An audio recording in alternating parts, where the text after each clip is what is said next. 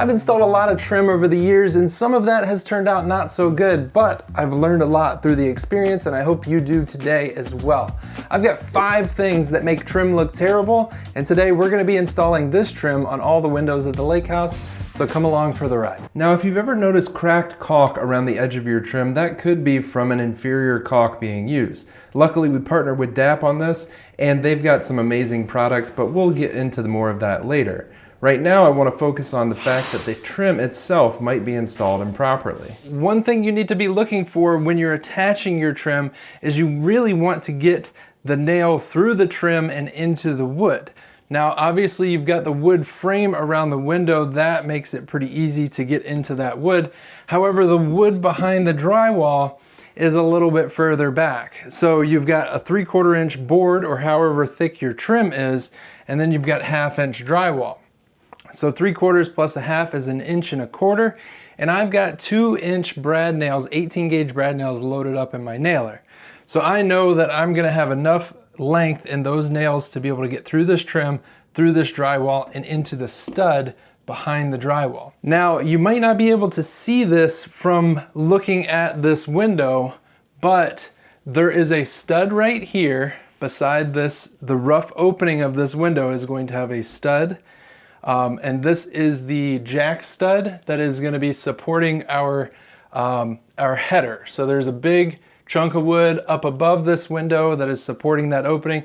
So we know we've got plenty of wood up there. We've got this jack stud, and then right beside it, we're going to have a king stud that's going to run all the way up to the ceiling. So we know we've got the frame, 1 stud here and 1 stud here. So we've got plenty of wood on both sides of the window to be able to nail our trim to. Now, one thing to keep in mind is when you're nailing your trim, obviously we want to get our reveals nice and consistent. And I'll start by getting my reveal right at the bottom here and then just place 1 nail there. And then I'll go up to the top, making sure that my reveal is nice and consistent, and place 1 nail up there in the middle. Now I can adjust this jamb with some screws, especially those reverse head screws, in order to get this reveal nice and consistent, especially on bigger windows where that might be an issue. However, everything looks good here, so I'm going to finish nailing. Now, what I like to do is these nails into the frame are not only going to be a great connection for the trim, but they are also going to add some more rigidity to the jamb. However, when you're nailing into this side of this frame, you're going to want to hold the gun sideways. And the reason for that is because these nails want to go whenever they deflect. I'm sure we've all seen nails that pop out in the inside of this trim or go somewhere that you don't want them to go. So if you hold this gun sideways, the nail is either gonna go that way or that way, preventing it from going inside this trim and creating more work for you down the line. So we just finished that off with some nails on there, and we'll put a couple through there into that king stud, and that side is good. Repeat the same process over here on the other side, and then we'll move on to the top pieces of trim. Now, one thing I do want to point out is this style of trim that we're going with. Obviously, when you're trimming, you don't want to do more than you're capable of, and I know my constraints. So I've kind of created a style of trim that is very easy to put in, but also it doesn't require, it looks good, and it's not very complex to put in. So if you want the full details on that, I've got an entire video on the trim and the style and how we measure for everything and all that. You can check that out.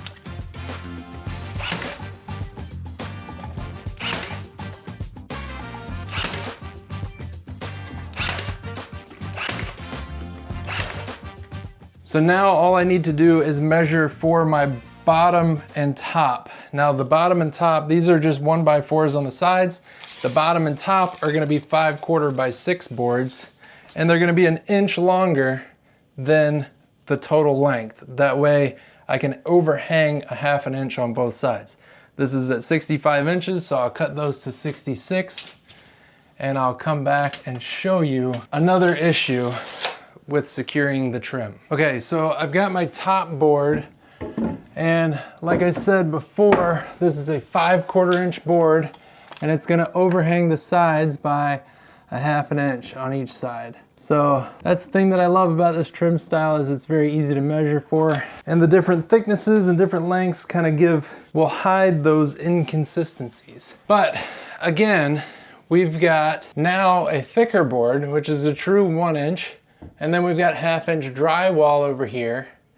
So we've got 1.5 inches of material that we've got to go through in order to get to the wood. I've got 2-inch nails, and they will reach, but they will only reach into the wood about 1/2 inch. And if this board moves over time, which more than likely it will, we're gonna have a problem. It's gonna pull those nails right out of those studs. The good thing is the nails that go through here into this jamb will reach no problem. And since our reveals look pretty good, I'll go ahead and nail that into it.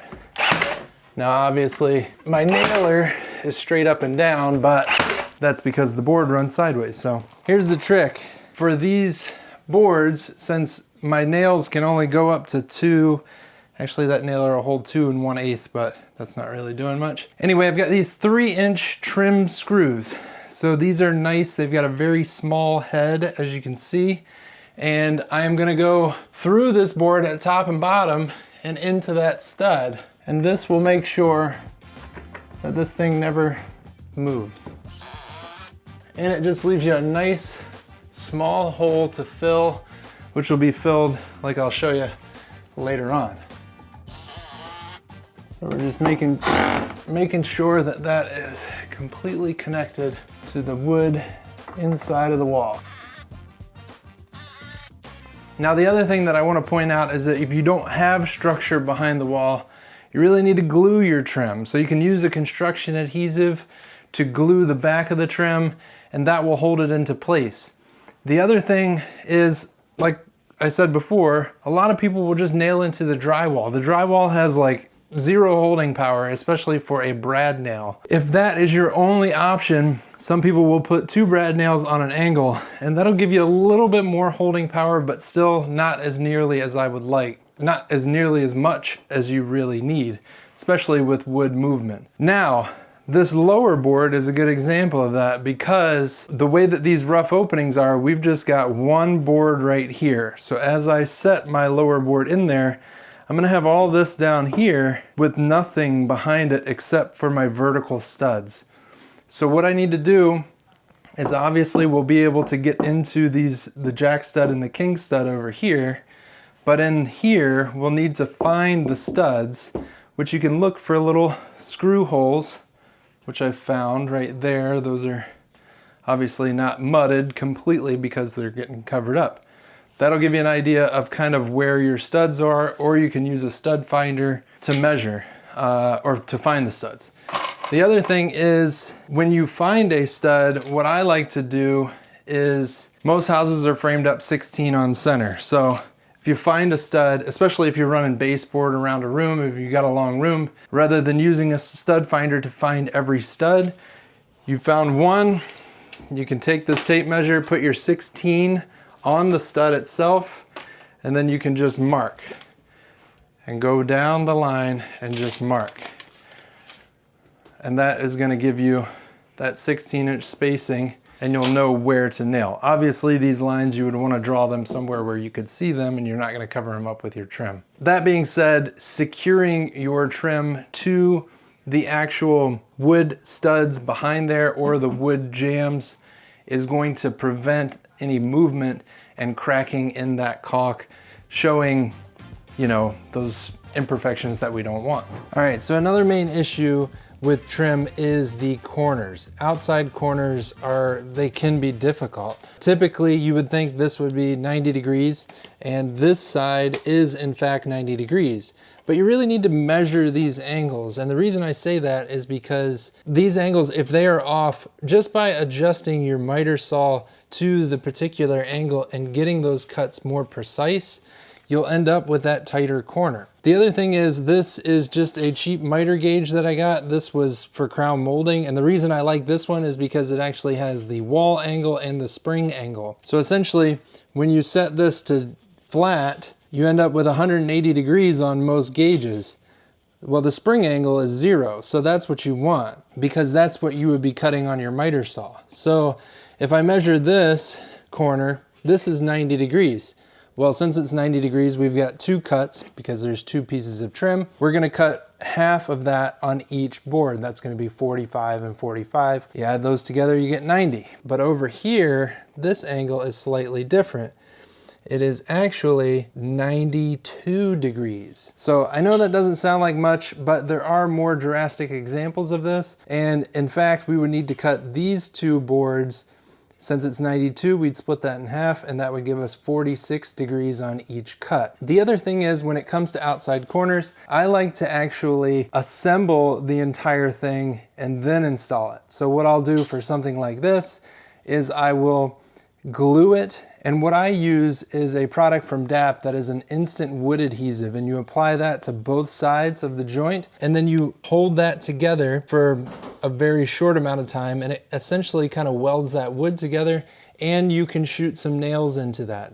Obviously, when you're nailing it, you want to hold your nailer on the proper angle so your nails don't pop out. But once you get that whole unit together, then you can slide it into place and tack it to the wall. That's just going to give you a better chance of being able to keep that joint nice and tight and make sure that it is secured properly. Now, when it comes to inside corners, this is another reason that I like my style of trim, is that it is just 1x6s. So I don't need to miter this.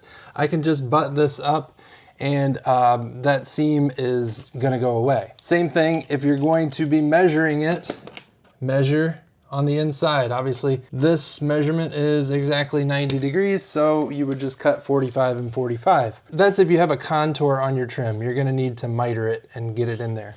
Now, if you're butting the trim together like this, what I try to do is visualize how you're gonna be looking into the room. If you've got a narrow closet and you're gonna be looking into the room, you don't want the gap to be along your line of sight.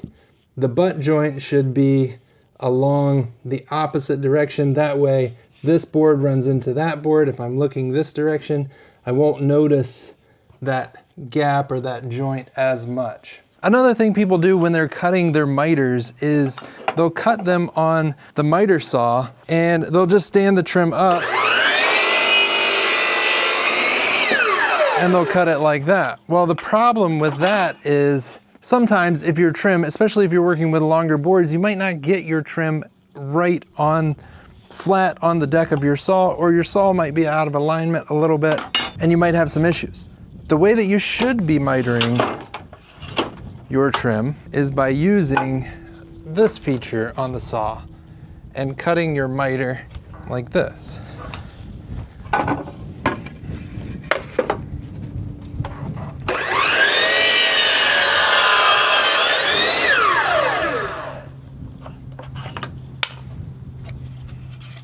Because personally, this angle right here, which you know is set to 0, is gonna be more accurate, especially if you're working with longer trim like this. You know you're gonna get it right on the money.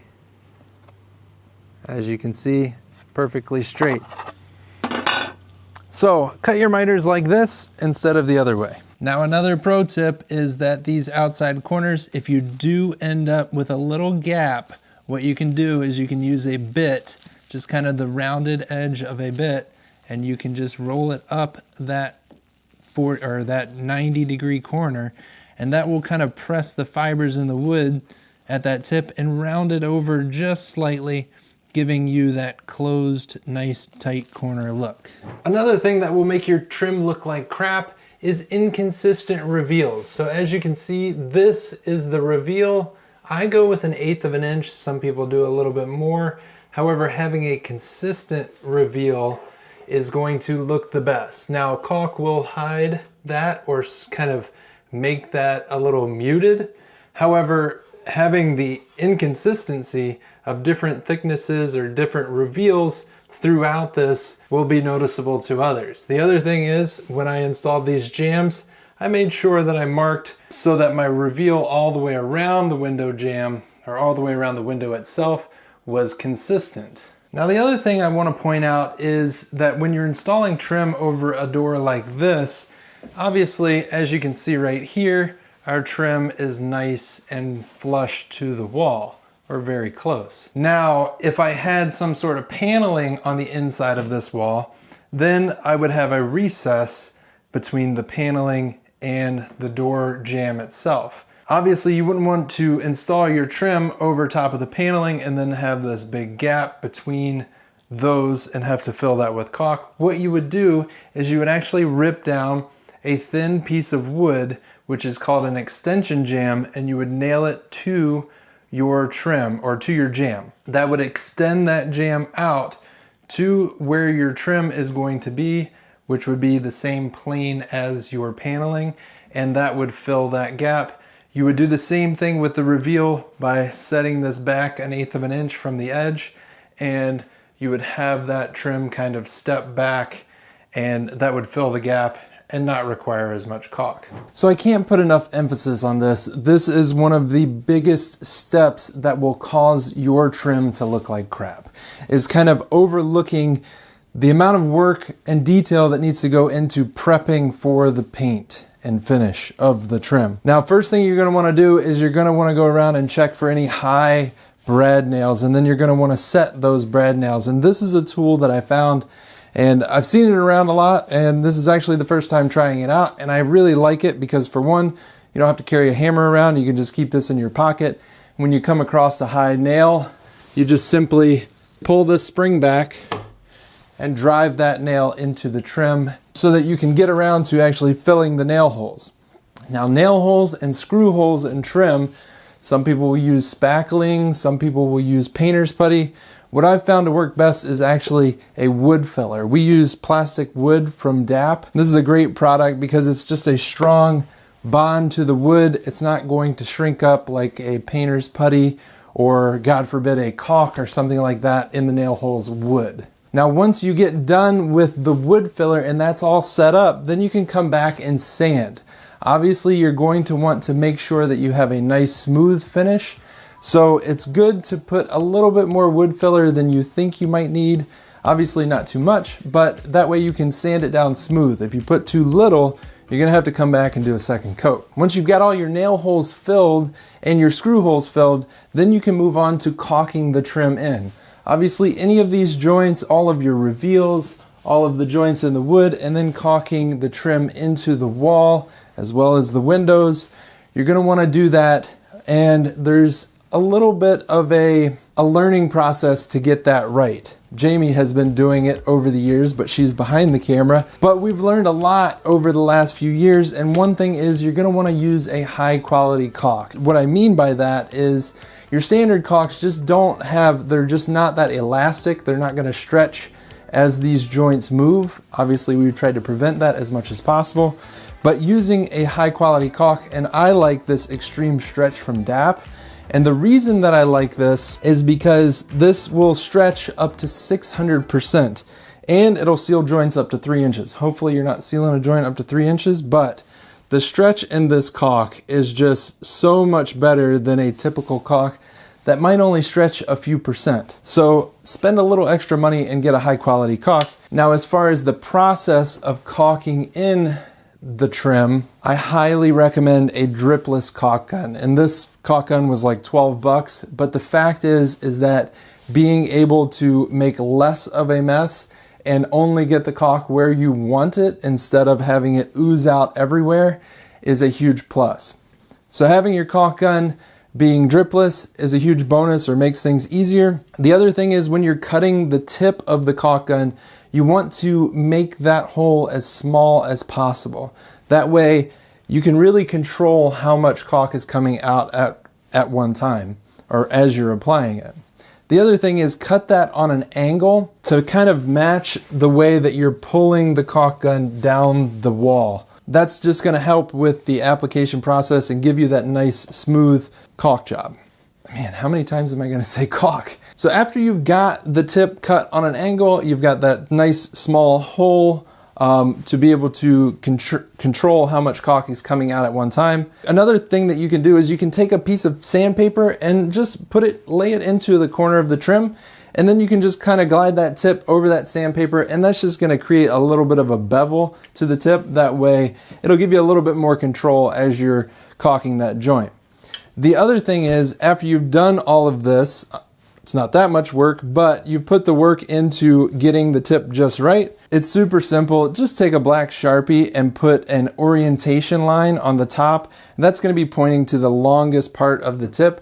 That way, as you're running the bead, you'll know which way to kind of orient that tube, and you can spin it around as you need to. So if you're going sideways, you can kind of spin it, or you're going up and down, you can kind of spin that to make it work as best as possible. But like I said, don't skip these steps. These are super important when it comes to applying a paint over a good surface, as well as the joints and everything. This is going to make it look as good as you possibly can. So again, don't skip this step. Now, obviously we've used pre-primed trim here, and I highly recommend the Windsor 1 pre-primed trim. It just works out really well, and then you can just paint right over it. But if you're using raw wood, then you're going to obviously have to prime it. If you're already primed and ready to go, then the ideal way to paint trim is going to be spraying the entire trim. Now, luckily, we were able to get our baseboards down and our door jambs and door trim in first before our flooring went down, so we sprayed all of that. However, the window trim, we didn't want to tape off everything because we've got a lot of different windows. We had to build out these jambs and trim out these windows at a later date after everything's painted, so we were using a roller for this paint. When you're rolling this on, obviously brushing into the corners and cutting it into the walls, but rolling it on, you're going to want to use we used a foam roller, and the reason for that is because you get a nice smooth finish, unlike some of the little subtle textures that come with using a heavier nap roller. So I hope you guys enjoyed this video and learned something along the way. If you want more information on how we built out these jambs as well as the trim details, I've got an entire video on that, so make sure you go check that one out. Until next time, be safe and happy building.